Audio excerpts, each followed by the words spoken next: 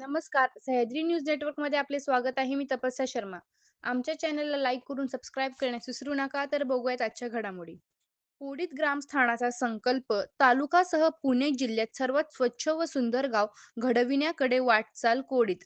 तालुका पुरंदर आपले गाव स्वच्छ व सुंदर गाव या संकल्पनेतून कोडीत बुद्रुक येथील ग्रामस्थानीत आता तालुकासह पुणे जिल्ह्यात सर्वात स्वच्छ व सुंदर गाव घडविण्याचा निर्धार केला आहे.